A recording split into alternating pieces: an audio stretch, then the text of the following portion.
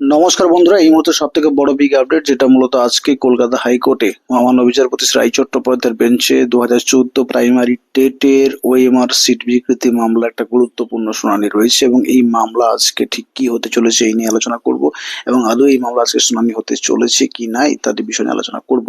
একদম cause list থেকে দেখিয়ে দেবো এই মামলা ঠিক কোন জায়গায় দাঁড়িয়ে রয়েছে, আজকে শুনানি হচ্ছে কি না।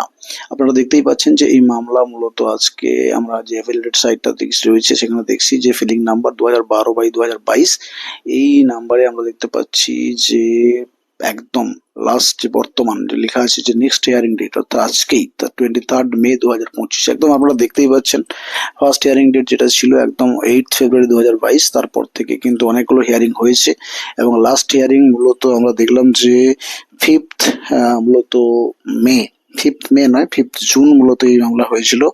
লাস্ট শুনানি 2024, যেটা বিচারপতি রাজশেখর মান্তার কিন্তু একটা গুরুত্বপূর্ণ হিয়ারিং ছিল এবং সেখানে কিন্তু তিনি জানিয়েছিলেন যে যে সমস্ত ওএমআর শিট সংক্রান্ত সমস্যাগুলো রয়েছে সেগুলো জবাব মূলত পর্ষদকে দেওয়ার জন্য, কারণ এখানে মূলত যে এস বসুরা অ্যান্ড কোম্পানি বা যে ওএমআর শিটের যে মূলত ব্ল্যাঙ্ক ওএমআর শিট বা ডিজিটাইজড কপি ইত্যাদি বিভিন্ন ইস্যু নিয়ে তিনি বেশ কিছু প্রশ্ন করেছিলেন পর্ষদকে, তার উত্তরগুলো মতো পর্ষদ কোন জায়গায় রয়েছে সেই শুনানি মূলত শুনবেন এবং এই বেঞ্চ কিন্তু চেঞ্জ হয়ে গেছে এই শুনানির এবং এখানে কিন্তু বিচারপতি রায় চট্টোপাধ্যায় শুনবেন এবং দেখতেই পাচ্ছি যে Shantanu Sit and others petitioners রয়েছে, রেসপন্ডেন্ট রয়েছেন state of West Bengal.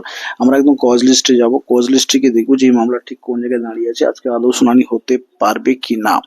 Cause লিস্টে আমরা একদম চলে এসেছি এবং কজ লিস্টে এসে আমরা কিন্তু দেখতেই পাচ্ছি যে এই মামলা আপাতত 312 নম্বর লিস্টে রয়েছে। 312 number list Shantanu Sit and others versus state of West Bengal এবং একদম অ্যাডভোকেট রয়েছেন দিবেন্দু চট্টোপাধ্যায়, সেটা যে আপনারা দেখতেই পাচ্ছেন।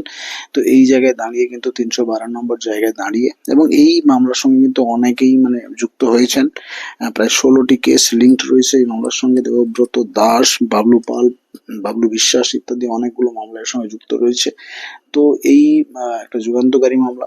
এই মামলা আজকে এই জায়গায় দাঁড়িয়ে 312 নম্বর লিস্ট থেকে কি শুনানি আদৌ সম্ভব? আদৌ সত্যি শুনানি সম্ভব নয়। সম্ভবত এই মামলা সামার ভ্যাকেশনের পর অর্থাৎ 12th জুনের দিকে বা তারপরে এই মামলা কিন্তু হিয়ারিং হতে পারে। আজকে এই মামলার লিস্ট মূলত হয় কিনা বা এই মামলা মূলত আজকে যে জায়গায় দাঁড়িয়ে আছে সে থেকে বলা যেতেই পারে যে সেভাবে হয়তো এই মামলা শুনানি হওয়ার সম্ভাবনা অত্যন্ত ক্ষীণ জায়গায় দাঁড়িয়ে রয়েছে।